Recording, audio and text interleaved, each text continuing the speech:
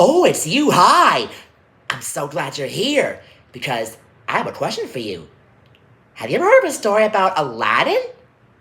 Well, I'm going to tell you a story about Aladdin because he granted 3 wishes from the genie. Do you want to hear a story about Aladdin? All right. Well, let's see what Aladdin's doing today. As she sat by the fountain in the palace courtyard, Princess Jasmine giggled at her pet tiger Raja. The tiger had not been impressed with the latest prince to ask for Jasmine's hand in marriage, so he helped scare him away. They were both glad to be rid of the selfish suitor, one of many unworthy princes who had visited recently. Jasmine's father, the Sultan of Agrabah, was not amused. Dearest, you gotta stop rejecting every suitor who comes to call, he told his daughter. The law says you must be married to a prince by your next birthday. You only got 3 more days. But Jasmine thought the law was unfair. Father, I hate being forced into this, she said. If I do marry, I want to be for love. Lately, Jasmine had found herself wishing that she wasn't a princess at all. She had never been allowed to go outside the palace walls. She felt trapped. That night, the princess decided to run away. She put on a disguise and began to climb over the palace wall. Raja tugged on her dress. He didn't want her to leave. Jasmine knew she would miss her friend, but she had to see what else was out there. I'm sorry, Raja, but I can't stay here and have my life live for me, she explained. Raja nodded and slid his head under Jasmine's foot to give her a boost over the wall. The next morning, Jasmine arrived at the marketplace. She looked around excitedly, for she had never seen anything like it. People were selling everything from pots and necklaces to fish and figs. As she walked, she came upon a little boy who looked like he hadn't eaten in a while. Oh, you must be hungry, Jasmine said. The boy looked at her eagerly. She took an apple from a nearby stand and handed it to the poor child. You better be able to pay for that, the apple seller said. Pay? Jasmine said with surprise. She never needed to pay for anything at the palace. No one steals from my cart, the vendor bellowed and grabbed her angrily. Jasmine was frightened and didn't know what to do. Luckily, a stranger came to her rescue. Oh, thank you, kind sir, the young man said to the apple seller. I'm so glad you found her. I'm looking all over. Jasmine looked puzzled. What are you doing? She whispered to the young man. She noticed that he had a pet monkey with him. Just play along, he whispered back. You know this girl? The seller asked him. Sadly, yes. She is my sister, he replied. She's a little crazy. Tragic, isn't it? The young man turned to Jasmine, who pretended to be crazy. Now come along, sis. Time to go to see the doctor. They started to leave, and it looked like they would escape, until the monkey bowed goodbye, and a bunch of stolen apples tumbled from his vest. Come back here, you little thieves! The apple seller yelled. The trio ran as quickly as they could, and finally reached the young man's rooftop home. They were safe. For now. Jasmine looked around. The stranger's home was simple, but at least it was his own. No one told him what to do. Jasmine couldn't imagine having so much freedom.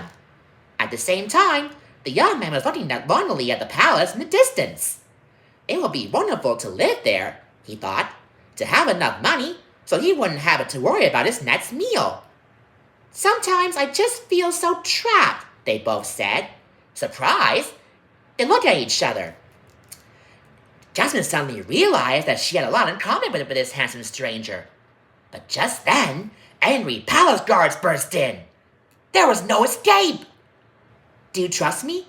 He asked, holding out his hand to her. She looked into his brown eyes and said, yes. Then jump, he cried. Jasmine took his hand and they leaped off the roof. They landed safely in a pile of grain, then raced to the marketplace, right into another set of guards. The head guard seized the young man. It's the dungeon for you, boy, he declared. Unhand him, demanded Jasmine, pulling down her hood and revealing herself as a princess. The guard was shocked to see her outside the palace walls. Do as I command, she ordered. Release him! I would, princess, except my orders come from Jafar, the guard replied. You'll have to take it up with him. Jasmine crossed her arms and narrowed her eyes.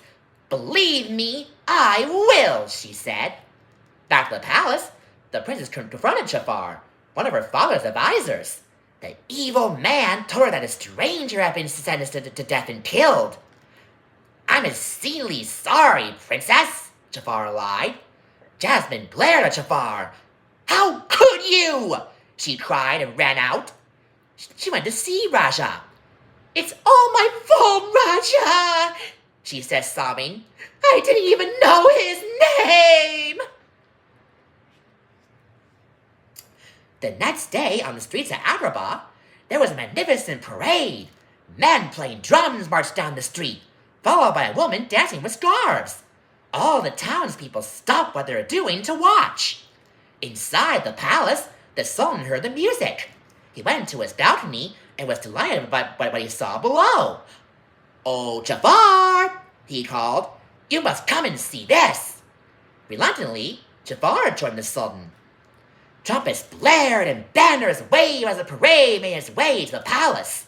But most impressive was Prince Ali, who sat on top of an enormous elephant, throwing gold coins into the crowd. He looked attractive, regal, and extremely smug. Princess Jasmine, who was still upset about the death of the young man from the market, watched from her balcony. She shook her head in disgust at this latest suitor. Did he think to buy her hand in marriage? I don't know. Let's see.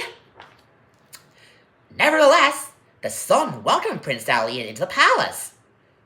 Your Majesty, I have journeyed from afar to seek your daughter's hand, said Prince Ali after flying on a magic carpet. Prince Ali Abawa, said his sultan. I'm delighted to meet you. But Jafar had his own sneaky plan. He wanted to marry the prince himself so that someday he will rule the kingdom. He whispered to the sultan, what makes him think he was worthy of the princess? Confidently, Prince Ali replied, just let her meet me. I'll win your daughter. But Jasmine has been listening and was very upset. How dare you, all of you, standing around deciding my future, she cried. I am not a prize to be won. She turned and stormed off. But Prince Ali would not give up. That evening, he appeared on Jasmine's balcony and apologized. Raja growled protectively, but Jasmine thought that the prince looked familiar. When she stepped closer, he offered to take her on a magic carpet ride. We could get out of the palace, see the world, Prince Ali offered. Jasmine hesitated. Is it safe? She asked, looking at the flying carpet. Prince Ali leaned forward, offering his hand. Do you trust me? He asked. Jasmine thought he might be the young man from the marketplace. Maybe he had been killed after all. So she gave him her hand and climbed onto the magic carpet. Jasmine and Prince Ali flew over the streets and rooftops of Agrabah. Jasmine felt happier than she ever had. Jasmine got the prince to admit he was a young man from the marketplace. But he didn't tell her everything because he didn't think she would like him if she knew the truth. His real name was Aladdin. After escaping from the dungeon, he found a magic lamp. The genie inside had given him 3 wishes. Aladdin, who had fallen in love with Jasmine, had used one of them to become a prince so he could marry her. I sometimes dress as a commoner to escape the pressures of palace life, he lied.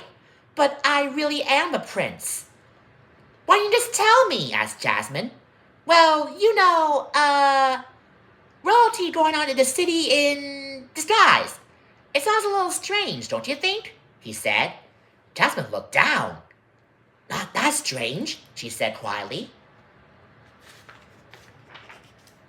Soon after they returned from the romantic magic carpet ride, Jafar discovered Prince Ali's secret and revealed his true identity.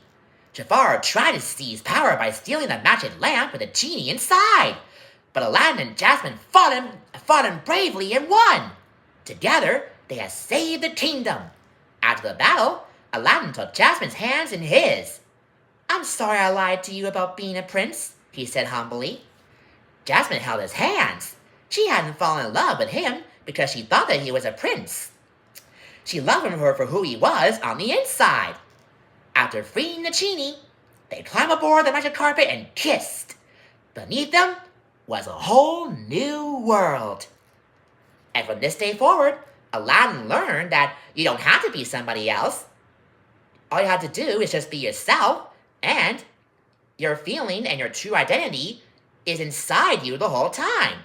And no matter where you go, you have to be somebody for who you are inside. And that's the end of the story of Aladdin. Wow, what a fun adventure we had today about Aladdin. Thank you so much for coming for story time today. And please make sure you subscribe to my channel for more story time. And come again next time when we do some more story time adventures with me, Uncle Jason.